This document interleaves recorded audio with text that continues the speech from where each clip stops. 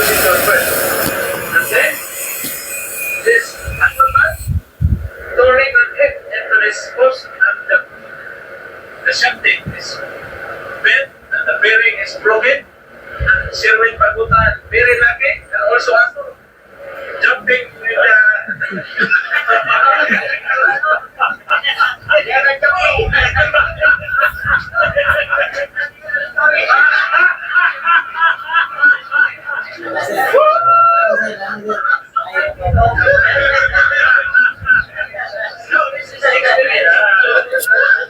Experience accident.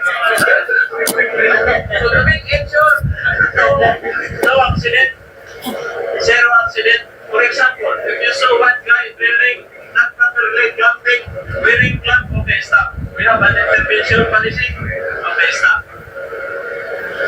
Stop, okay, my friend, very sorry. This is the wrong way not to use the replacement. That's it.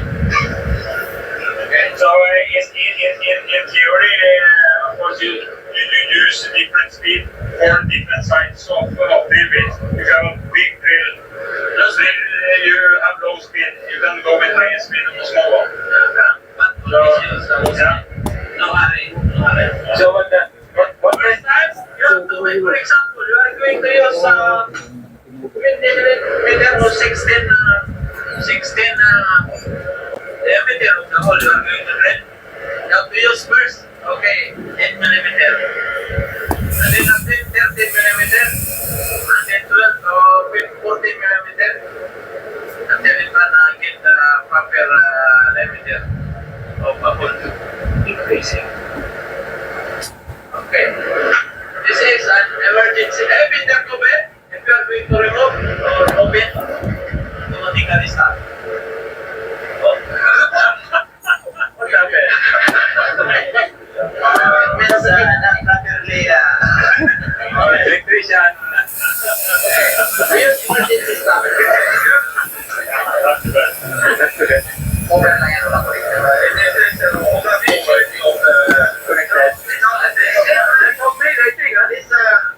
Drill base, sometimes it will not stop. But we are using the emergency stop. That is important. Important is emergency stop is function properly.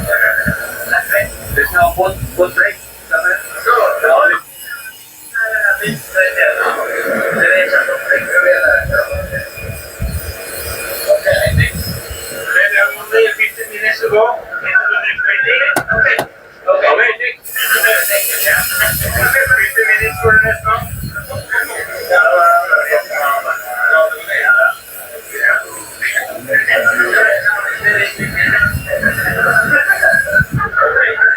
This is the base graded. Finish our base graded. Okay.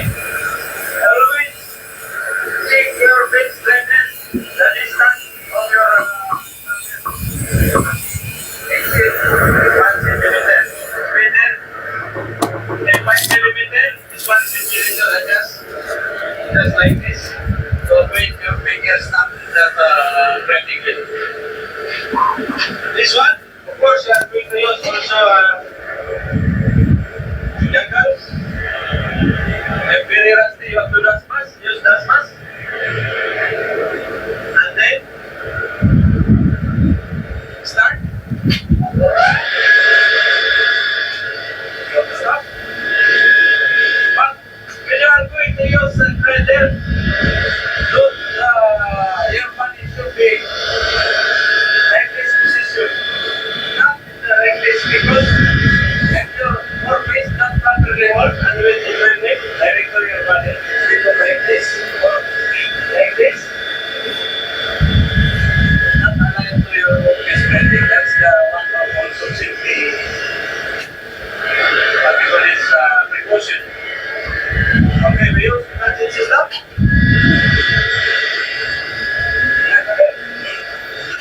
Okay. Stop. This should be. For example, if you are right foot, yes. Okay.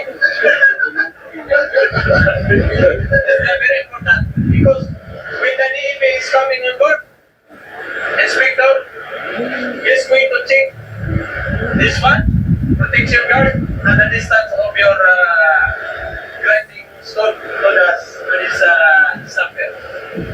And I think, Chip, we're going to put one more line here.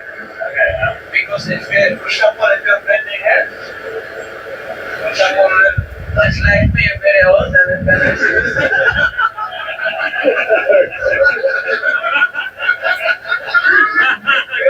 Good. Any question for this one? That's only a suggestion because for me, I like to use in a very illuminated because you're very old. Because if it's not dark, right? Dark is not good when we are working with dark. It should be like and the tools to see.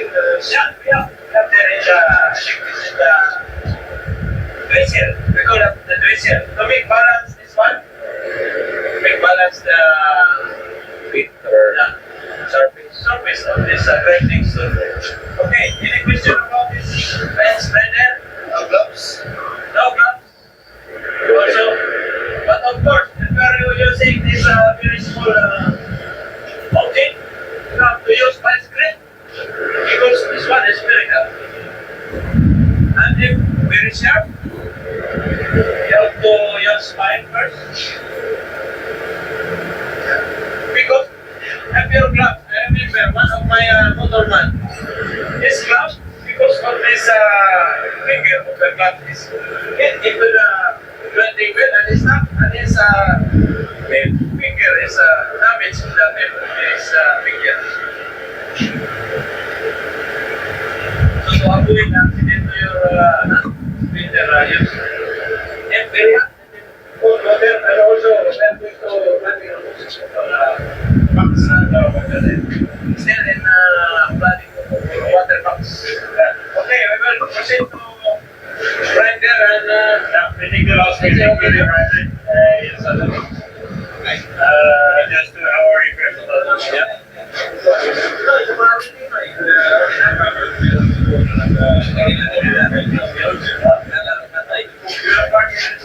Because we have this season session of the auditorium for one of the record for this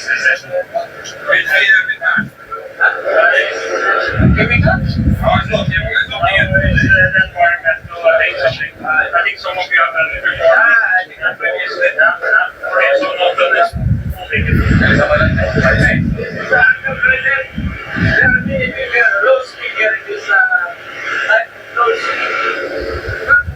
Before you are going to change the pricing cost, you have to first connection and outlet.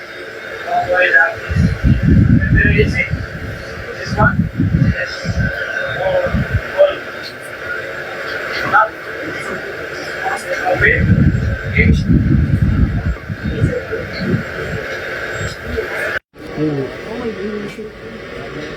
Nag-busay dito.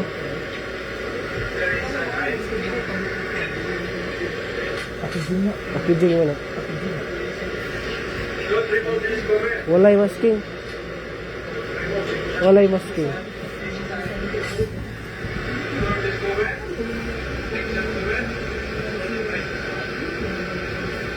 I think most of our grinders is similar. And this is the specs. Of course, wearing also program questions. During grinding, you should wear goggles not like this. The first one, close tight, goggles, close tight, and then pressure, hair protector, gloves, and then grinding. If you are going to run,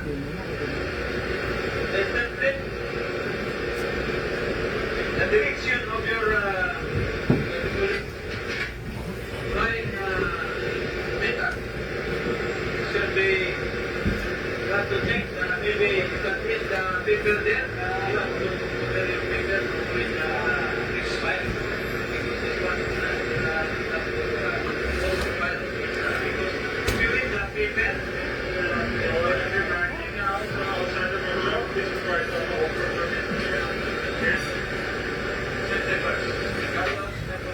Okay, sir. Okay, thank you very much. Gentlemen. Thank you. Thank you. Thank you. Thank you. So, what are you now?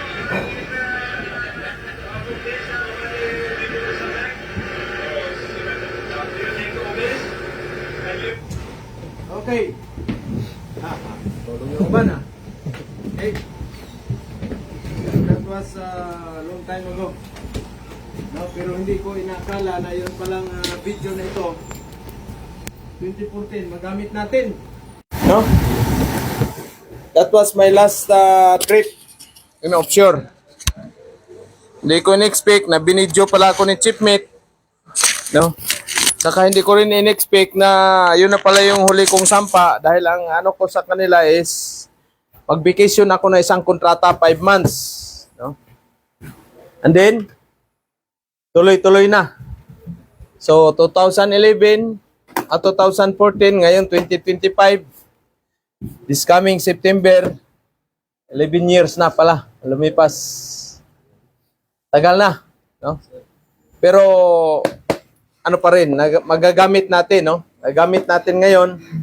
So sa litmasin, marami ang aksidente sa litmasin talaga. Maraming nabulag, maraming naputulan ng daliri, ha?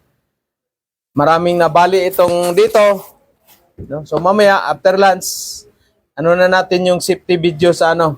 So sa litmasin, very important lang is safety. Kailangan ito nakaroll, kailangan mayroon kayong goggles. Kita niyo yung goggles ko doon? Sa 86 na crew. Ako lang ang may goggles na may bitin dito, nakaganyan palagi. Kaya ang tawag sa akin ni Chief Engineer, the safety man on board. Where is the safety man on board? Kasi nakita niya sa ilang months ko sa barko, 5 months, nandyan lahat. Alas 6 ng umaga hanggang alas 6 ng hapon, nandyan ito, nakabitay dyan palagi. No? So yan ang ano ninyo, gagawin. Ugaliin ninyo rin, pag nasa barko, always magdala kayo, kagaya na sabi ko sa inyo, dito pa lang, magdala kayo ng 4 na goggles, kasi sa isang kontrata, 10 months. Saka pag naglagay kayo ng safety goggles, wag nakaganyan, dapat nakaganyan, no? Ganyan, no? Hindi sa madamage itong ano. Pero mas maganda talaga dito. Kasi kung dito lang, minsan ilagay nyo dito, minsan ilagay sa bulsa, masama ninyo sa pag-laundry. Wala na. Pag nasama mo na sa laundry, wala na. Maano na ito kasi hot water man yung machine ninyo. So ngayon, magtuturno kayo ngayon ng, yung goggles kasi sa barko, yung may butas-butas, nagmumoist, nagpapawis. So close tayo, pero pag nag-grind kayo, talagang ano yan, talagang mayroon pang face shield kayo. Ganun din sa litmasin, no? Ugaliin nyo mag-face shield. May goggles na kayo, yung goggles natin dito na ano, tapos may face shield. Kasi mayroong mga time na makasampa kayo ng mga stricto na mga official, sisitahin kayo. Ngayon, pangalawa, mahuli ka, pangatlo, tapos ganun pa rin ginawa mo, hindi ka na sisitahin, pero appraisal. Ibig sabihin, hindi ka sumusunod sa safety ng ano, prone ka sa accident. No? Kita niyo yung third engineer, yung nagsira sa drill press ko. Yung angle bar, hindi maganda na pagka-secure. Kasi yung ano doon sa bench, tawag to, bench grinder, hindi milling vice, yung bench vice lang na ano natin dyan, hindi maganda pagka-secure niya. Umikot, pumalo doon sa poste ng ano, nasira pa yung bearing ng drill press ko. Ayan, laki nung drill press na yon. Nasira ang bearing, tapos yung spindle na maliit-liit lang ganito, nag-bend. So, pag sinalang ko doon sa litmasin, gumaganon-ganon na, wala, replace talaga. So, tagal ang ano, bago nakadating yung spare parts, matagal. So, pero pag wala kang magamit na sira yung magamit mo, ikaw rin ang mahihirapan, Peter, sa barko. No? Kaya ingatan nyo yung mga gamit ninyo. So, pag nagbarina naman kayo, wag din kayong magwantis. Wag kayong magwantis ng cotton gloves, kakainin yan. Kita mo si Sir Fred, aksidente yung ano dito, kinain ng baray, ano? Kinain. Ang damage yung ano niya dito. Yung isa natin dyan, si Sir Fred, kinain. Kaya wala talagang gwantis. kailan kayo magwantis? Pagtapos mo ng barina, hawakan mo yung bakal, magwantis ka kasi mainit man yan. No? So yan ang ano doon sa kwan, malaki ang damage niya. Kaya nagkasama kami dito sa kabilang barko pa ngayon. Sama kami dito, di inanuhan ko siya na example sa kanya na yun ang nangyari, no? Sa barina. Tapos grinder, maraming naputulan ng mga daliri. Kaya iwas kayo talaga, safety kayo palagi diyan, no? Kasi pag once naputulan kayo, na disgrasya kayo, mahirapan na kayong kasampa. No? Okay, so yung gamit ng lit machine, threading, inside, outside, sintering, boring, tapering, pwede rin kayo gagawa fishing, Ibig sabihin, yung fishing, itong ano mo, papakainan mo itong harapan. Ipapantay mo yung fish niya, yung harapan. Tapos turning. Saka ano pa, pwede kayong gagawa dito ng kiwi. Sa mga shafting, may mga shafting, pwede kayong gagawa ng kiwi dyan. Pero ang very important dyan, yung trading. Kailangan alam mo yung trade inside at saka outside. So, paano kayo makapag sa trading? Mayroon lit machine na mag-change kayo ng gear. Mayroon ding lit machine na quick change. Ibig sabihin, isi-setting mo lang doon sa lever niya. May mga chart dito. Pakita natin mamaya. I-ano mo na, engage mo lang doon yung lever. Change mo lang from metric to inches. Pwede ka na Pwede ka na tawag niyan, trading. Hindi kagaya sa hindi quick change. Magpalit ka pa ng mga gear. Ngayon, yung gear, kung kulang-kulang na yung gear, wala na yung gear. Kaya panahon pa ni kupong-kupong yung barko, barko na yan. So, mahirapan ka na ngayong magawa ng trade. No? So, anong gagawin mo ngayon? Gagamitin mo na yung discarding Pedro. So, yan ang sa lit machine. So sa safety sa lit machine, talagang marami ang nadisgrasya. Huwag nyo paglaruan pero malakas yung niyo, hawakan ninyo yung clearance tapos maanda rin, madisgrasya kanyan. Pag hindi nyo alam yung gamit, huwag kayong magpaturo kayo, huwag kayong tawag niyan, pakamarunong na hindi naman kayo marunong, Mayroon niyang nadisgrasya, base doon sa kwento ng kilala ko, yung oiler nagturno ng angle bar ba? Panggabi man sila. Mayroon siyang siguro. Nagpa-practice ko lang. Anong nangyari doon? Kinain yata itong kinain itong overall. Nakita na lang, pagbalik na doon, tumba na yung bagsak na yung oiler. Nandoon na sa flooring. Naligo na sa sariling dugo. Patay na. Patay na? Oo. Kaya dyan talaga, no? Safety, kasi yung machine na yan, umiikot yan, pag sumabit itong kakainin niya ng bakal na tinurno mo, or yung tool bit mo, tapos na. No? Lalo na yung cotton gloves, huwag kayo mag-cotton gloves. Sing-sing, bawal talaga yung sing-sing na yan. Relo, pwede yan, plastic, pero yung relo na bakal, bawal yan. Tandaan niyo yung sinasabi ko, dahil madidisgrasya lang talaga kayo. No? Walang spare sa parte ng lawas na katawan natin, mata, lalo na. Kaya kahit gaano man kaliit yung tuturnuhin nyo, magagels talaga kayo. Magagels. No? Dahil isang talsik lang ng biruta sa mata ninyo, wala na. Sir, ito sir, pwede ito sir. Pwede yan.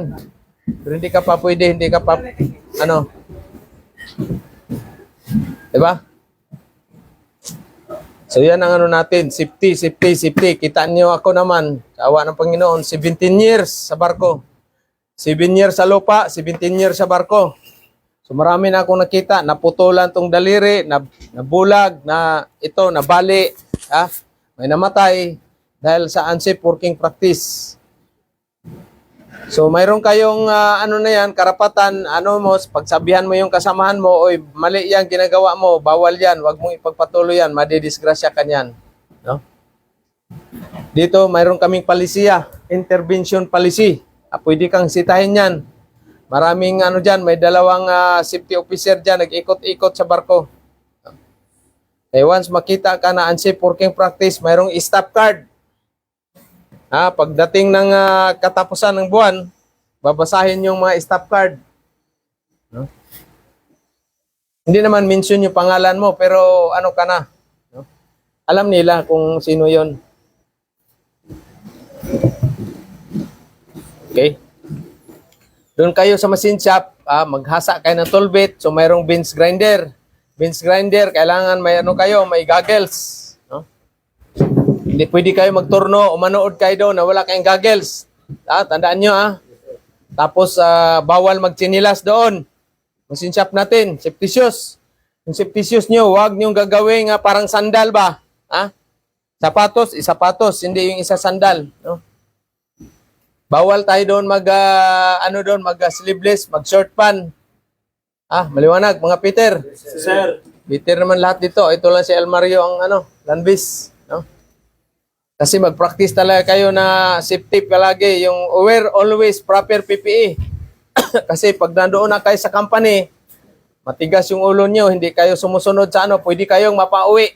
Tandaan nyo mayroon ng AB niya na pauwi. Pumupunta doon sa kuberta, hindi nag-helmet. Sinita siya ni kapitan or ni chiefmate, matigas ang ulo, ganun pa rin. So, sa sunod na puerto, mayroon na siyang karelibo.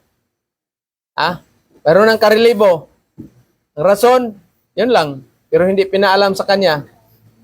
So, sayang ba? Nandun na kayo sa barko, tapos pinauwi ka dahil lang sa katigasan ng ulo. No? So, kung ano yung mga palisiya sa barko natin, susundin natin. Pag sinabi na zero alcohol talaga yan. Huwag kayong magmatigas na kuan. Kasi yan lang ang natin, yan lang kaya nga nandoon tayo sa barko para magtrabaho. Susunod tayo sa ating mga palisiya doon sa company. No? So sa drill press naman,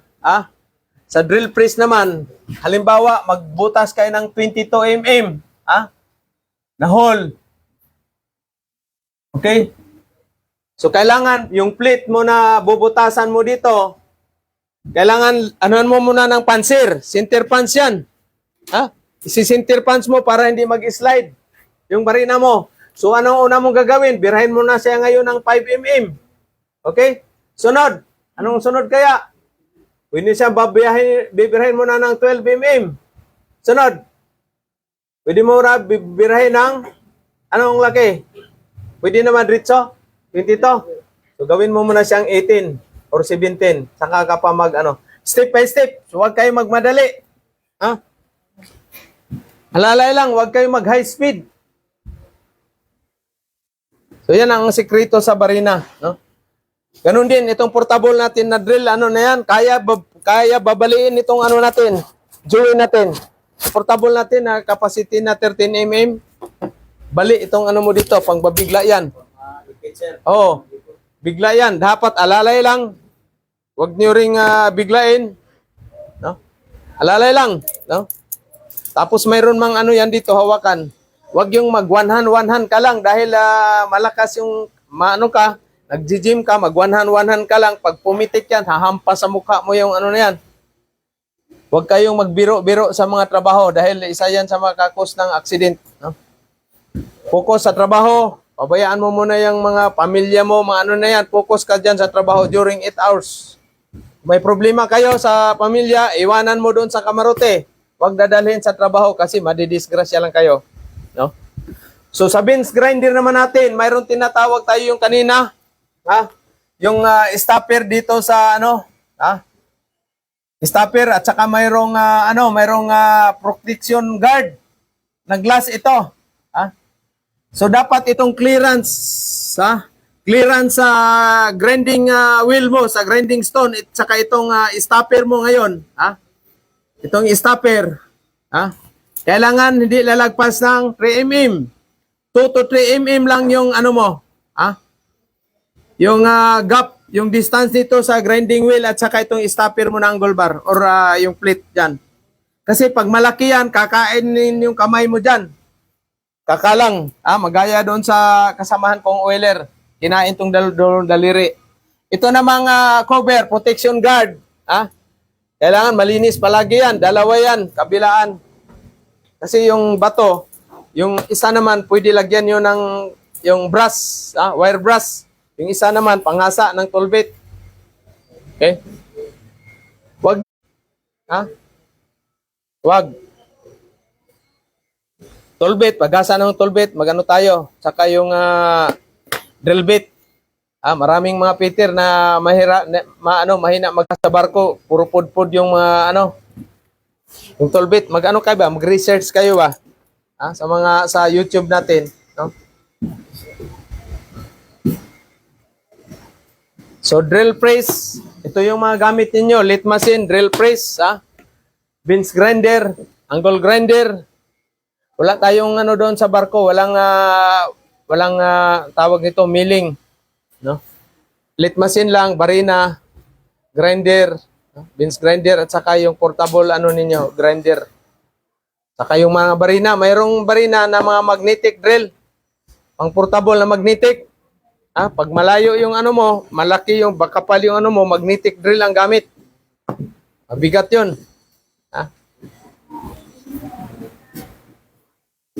So PPE, complete PPE pag nagmasining, Ay bukas, ilan ba kayo? 1, 2, 3, 4, 5, 6, 7, 8, 8. Diyan, doon ka rin bukas dyan, Ikaw ang doon, kasi makarating ako doon, mga alas 9 na, alas 10, no? So magano tayo ng toll bit. No? Toll bit mamaya, yung hindi pa nakapulipid, pulipid na. Para at least, bakit kailangan natin? Kasi pag, ninyo, sa Maynila, dapat mayroon kayong baon, Mayroon. Bakit kaya? Pang beer house? Dito kasi kukuha pa kayo ng ECRB. ECRB. RB. Engine watch keeping. At saka SD. Mayroon na dito? Marpol. Yan. SD. Yan. Sa Marpol.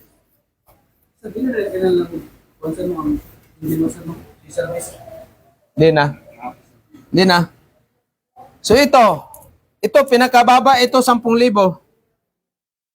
Itong 4. Pero ang ko sa inyo, wag muna kayong kukuha ng Marpol, baka pwede na yan sa company na. Dito lang 3. Kung may SD dito lang 2, ECRB at saka engine watch keeping. Ngayon, kung mayroon kang pera pa extra, kukuha ka na ng pang-tanker. Bitok. So yun ang dyan. Ito at least, pero pag alangan pira mo, ito lang. So kailangan itong 20K mo, bawasan mo kaagad yan sa upa, 3K sa isang buwan. So magkano na lang natira? 17 na, bawasan mo ng palagay natin dito. Magkano ba yung ECRB? Ano ngayon, sir? 6 plus? O 6,000. O di mga kulang-kulang 10,000. So 7,000 na lang, 7,000 na lang natira mo sa 20,000 mo. Saan makarating yung 7,000? Araw-araw mo, pinakababa mo na yung 1,000. Pamasahe, pagkain. Pero sa Manila, sir, laboratory na ako. Manila, doon nga kayo sa Manila kukuha. Kaya happy ang uban yun. Hapdi. Pag hapdi, apply kayo. Hindi yung mag-hapdi, matulog doon sa boarding house, panay-panood ng igwad-igwad. Sa city. Ha? Dira city. Dira city, sir. Hapdi, tapos apply ka agad. Pagkalaw at pangmiskalaw. Pag mayroon ng agency, apply ka agad ng trabaho, welding o dyan sa construction, para hindi kayo magutom. Sa Globe naman, libre pagkaon. Globe? Globe pa rin tayo. Asan? Kagido ba? Carriedo? Libre na sa Bians. Malayo man doon sa malayo sa Lunita yung Carriedo.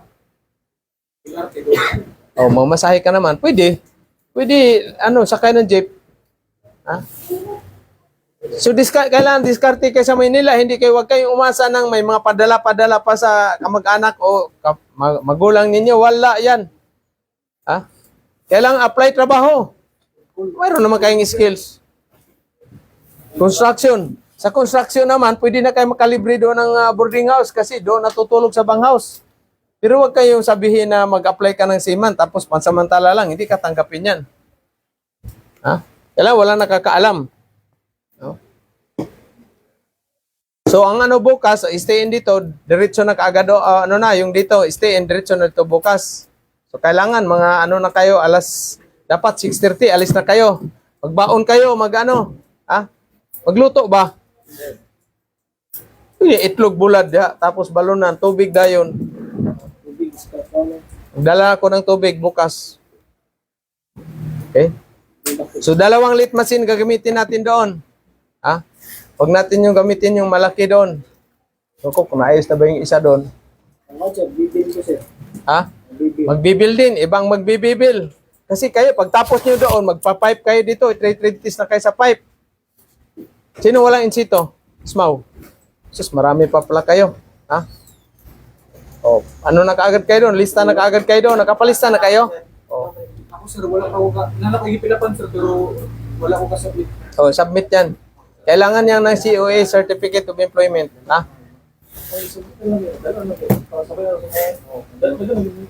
So, ikaw matulog doon, mag-boarding house. Sino pang kasabay mo? Kalau mo isa. Ingat kayo doon, daming mga adik-adik. Ha?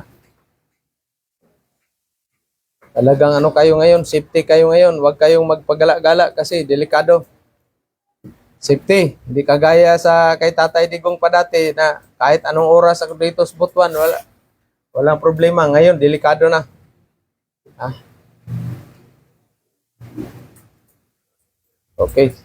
So, mamaya dyan, ano natin topic about sa safety sa mga aksidente sa lit machine. Para makita ninyo kung ano yung mga aksidente sa lit machine. Tapos yung mga tool bit natin. No? Mayroon tayong, ipaano mo rin dyan kung anong klase mga tool bit dyan. No? Mayroong left. May left tool bit, may right. May center. May mga boring bar. Ano yung purpose sa boring bar? Halimbawa, itong mga malalim, magawa ka, dukutin mo yan, titridan mo, or ano yan, palakihan mo yung butas, kailangan mo ng boring bar. Hindi yung boring na sa bar. Hindi yan.